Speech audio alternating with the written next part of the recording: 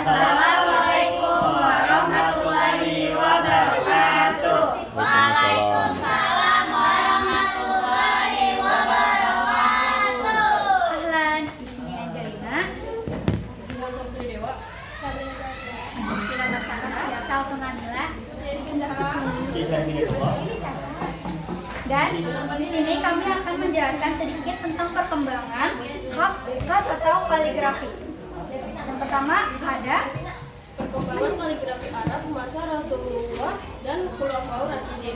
Sebelum Islam datang ke bangsa Arab, para penduduk masih kurang mahfum dalam membaca dan menulis. Meski malaikat Jibril telah menyuruh Nabi Muhammad SAW, maka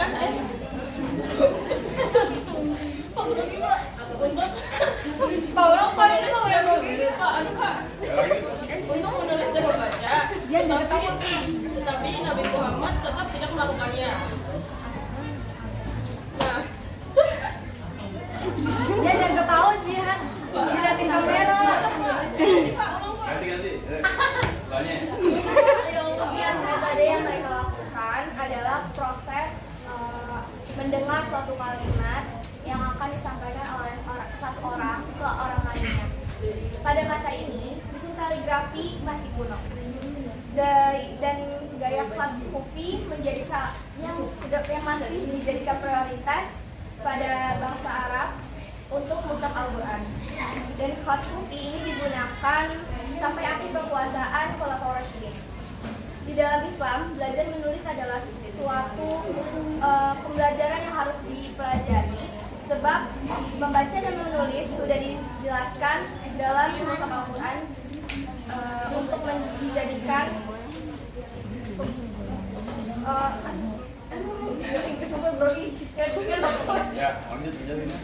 Nah, selanjutnya ada periode Bani Umayyah yang berdiri pada 661 Masehi sampai 750 Masehi yang dipimpin oleh Muawiyah bin Abu Sufyan.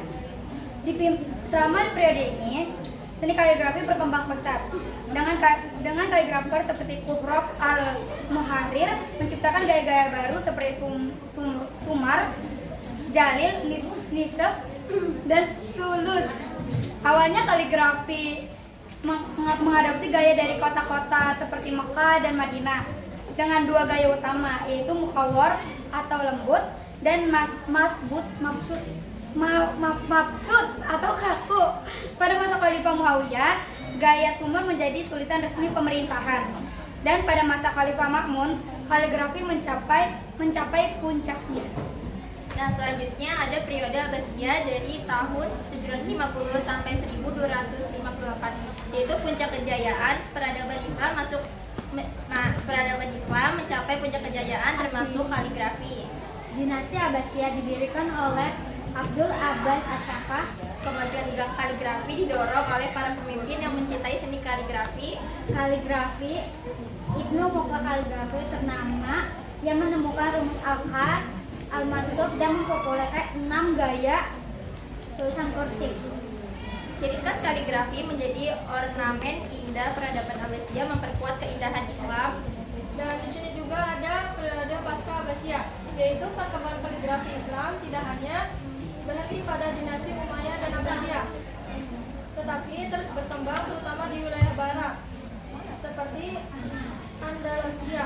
Pada periode ini gaya kaligrafi yang dominan adalah Kufi Maghribi yang berbeda dengan yang ada di Baghdad. Nah, selanjutnya juga kaligrafi Islam memasuki fase atau periode kombinasi di berbagai kerajaan Islam seperti Ikonia,